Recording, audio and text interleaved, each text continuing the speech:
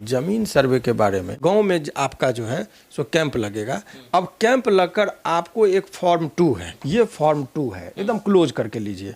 यही फॉर्म आपको मिलेगा और आपके इसमें जो आपका कमेंट बॉक्स है उसमें हम डाउनलोड करके जो है डिस्क्रिप्शन में आप डाल दीजिए इसको फोटो खींच के, ताकि लोग वहाँ से प्रिंट लेकर, कहीं भटकना नहीं पड़ेगा। गाँव देहात के लोग भी इसी का प्रिंट निकाल के इसको भरेंगे। इसमें क्या क्या है, नज़दीक लाइए कैमरामैन, हम दिखाएंगे कि देखिए इसमें रैयत का नाम आपको पहले इसमें राजस्व गांव का नाम, थाना संख्या, हल्का, अंचल, जिला इत्यादि का नाम भर दीजिए।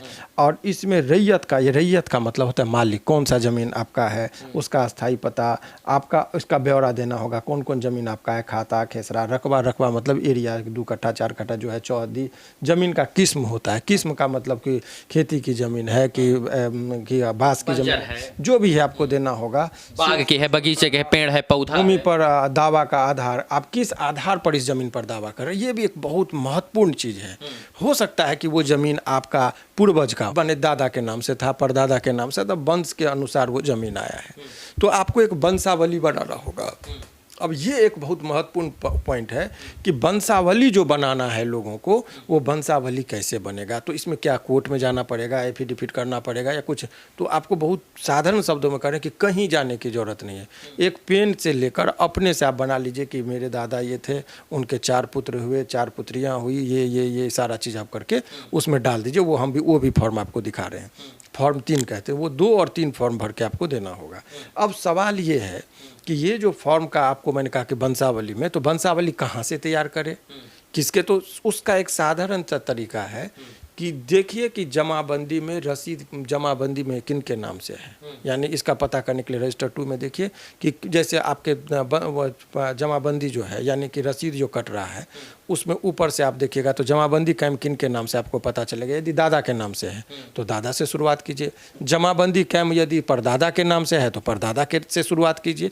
जिनसे है वहीं से नीचे वंशावली, वंश वृक्ष कहते हैं, वो सभी लोग जानते हैं। उसका तैयार करके अपने से लेके नीचे 10 के, कहीं कोई वकील, कोई मुंशी या कोर्ट कचहरी जाने की जरूरत नहीं। आपको जो है, जो आपको पता है वो दे दीजिए। ये काम निरीक्षण करने वाले पदाधिकारी का काम है कि आपके इस डाटा के आधार पर एक एक चीज़ का वो मिलान करेंगे, चाहे वो जिससे पूछे, वो उनका हेडेक है, आपका हेडेक नहीं है, वो सारा चीज़ को वो कर लेंगे। तो ये अगर आप दिखाना चाह रहे हैं अपने दर्शकों को, फॉर्म 3 दो ही डॉक्यूमेंट्स का इसमें जरूरत पड़ेगा। ये वंशावली का ये फॉर्मेट है, वो लिखिएगा सेवा में सिविल प्रभारी अंचल पदाधिकारी, इसमें नाम भर देना खाली, और उपरोक्त विषय के संबंध में आपका वंश का क्या है, यही चीज़ को गौर से आप दिखाइए। यही एक फॉर्म आएगा जो लोगों को भर के ये रिसीविंग आपको लेना है।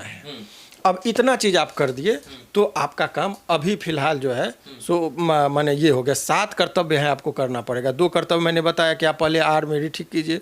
दूसरा आपका है कि ज़मीन की घोषणा पत्र आप 2 और 3 में डाल दीजिए, उसके वंशावली, ये तीसरा पॉइंट। चौथा, किस्तवार और खानापूर्ति के समय ज़मीन में पर उपस्थित रहे। अब किस्तवार बनेगा कि कौन सा ज़मीन किनका है, नहीं है, प्लॉट पर जाएगा अमीन।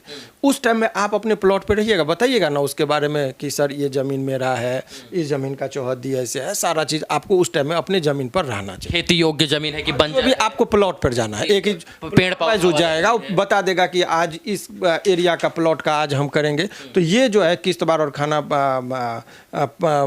पूरी जो होगा उस टाइम में आदमी को अपनी ज़मीन पर रहना चाहिए। इसके बाद अब सारा चीज़ करने के बाद अब तैयार हो गया। अभी तक मान लीजिए कोई लोग कलकत्ता में है, दिल्ली में है, बाहर में, बिहार के लोगों को पता नहीं है, तब हर एक पंचायत भवन पर गांव में जो मुख्य जगह होगा वहाँ पर ये पर्ची चिपका दिया जाएगा कि ये खेत का आपके गांव का विवरण है कि फलना प्लॉट नंबर इनका है, ये खाता खेसरा का, ये ज़मीन इनका है। उसमें यदि आपको लगता है कि अरे इनको तो 3 गो बेटा था, हम लोग का नाम आया ही नहीं, टोटल तो बड़े पापा के नाम से या बड़े चाचा के नाम से चढ़ गया, तो आपको आपत्ति यदि करना हो, घोषणा पत्र होगा, तो अपना आपत्ति दावा आप दायर कर दीजिए 90 दिन के अंदर। 90 दिन के अंदर उसका, हालांकि इस स्टेज में अलग है, 90 दिन की बात नहीं कहेंगे, उस समय सीमा निर्धारित कर देगा, चूँकि अभी जल्दी कार्य करना है। दावा या आपत्ति जो कर रहे हैं उसका रिसीविंग आपको लेना जरूरी है, याद रखिए। क्योंकि रिसीविंग नहीं लीजिएगा तो कहेगा कि भाई आपने कोई काम हमको दिया ही नहीं। रिसीविंग लेना किसी भी स्टेज में नहीं भूलिए, ये सब तमाम तरह का चीज़ कर दीजिए। अब सवाल ये है कि आज के इस दौर में लोगों को पता नहीं चले कब तक वो योजना लगे। गाँव में भी अब सामाजिक ताना बाना इतना नहीं रह गया कि कोई किसी को फ़ोन करेगा। अधिकतर लोग जो समझदार व्यक्ति हैं रोजी रोटी के तलाश में बाहर बिहार से रह रहे हैं। ऐसे परिस्थिति में जो चीज़ें लोगों को करना होगा, ऑनलाइन भी व्यवस्थाएं हैं। या तो मैनुअली आप जाके जमा करिए, या नहीं तो आप घर बैठे आपको जो हम तरीका बता रहे हैं ऑनलाइन की व्यवस्था है उसको देख लीजिए, कहीं जाने की जरूरत नहीं पड़ेगी। ऑनलाइन भी व्यवस्था ऑनलाइन आप अब जरा ऑनलाइन का जब व्यवस्था पर आप आएंगे तो हम आपको दिखाना चाहेंगे कि आप अपने दर्शकों को दिखाइए कि किस तरीके से जो है सो आप उसका इस्तेमाल कर सकते हैं। तो सबसे पहले देखिए, आप हम 0 लेवल से स्टार्ट करेंगे। उसका एक साइट है, साइट का हम आपको आप चला भी दीजिएगा। देखिए हम इस पर चलेंगे, गूगल को खोलेंगे।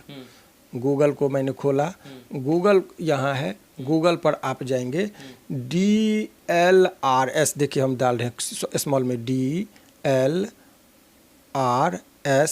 डॉट, ठीक है। उसके बाद बिहार करेंगे, RS बिहार BIHAR बिहार, ये आ गया। हम चूँकि डाले हुए थे बिहार। अब ये जैसे इसको खोलेंगे तो ये एक पेज निकलेगा, director of land records and सर्वे, ठीक है। अब इसमें आप नीचे जाइए, नीचे जाएंगे तो यहाँ पर देखिए बिहार विशेष सर्वेक्षण संबंधित सेवाएं, ये इसको क्लिक करेंगे आप। बहुत सरल तरीके से हम बता रहे हैं।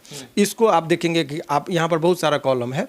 अपने ग्राम शहर में विशेष सर्वेक्षण की स्थिति देखना है हमको, कि हमारे गांव में क्या हो रहा है, कौन हमारा कर्मचारी है, किनका फ़ोन पर भी पूछना है, तो सबका नंबर आपको घर बैठे मिलेगा। इसको क्लिक कर दीजिए। इसको जब क्लिक करेंगे तो आप जिला को इसमें आप सेलेक्ट कर लीजिए। तो मान लीजिए एक उदाहरण पर हम जहानाबाद जिला को सेलेक्ट करते हैं। आपको उदाहरण जहानाबाद को हमने सेलेक्ट किया।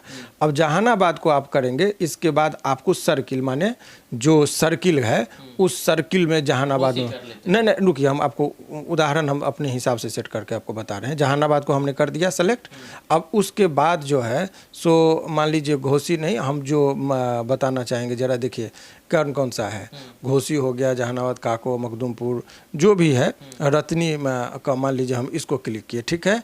अब इसमें अब आपको मौजा माने गांव आपको पता होगा, तो अपने अपने मौजा में आप देखिएगा कि इसमें किसको किसको हम करेंगे। तो मान लीजिए एक हम दिखाना चाहेंगे कि एक कस्बा है सपोज, तो कस्बा को हमने इसको सेलेक्ट कर लिया, ठीक है।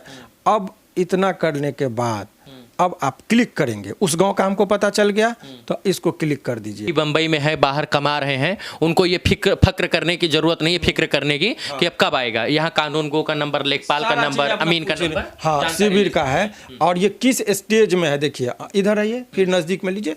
आपत्ति दावा भी बहुत लोग वहाँ पे प्रस्तुत किया है, ठीक है। लगान की तारीख, अंतिम प्रकाशन अभी लंबित है, यानी कि अंतिम प्रकाशन अभी नहीं हुआ है।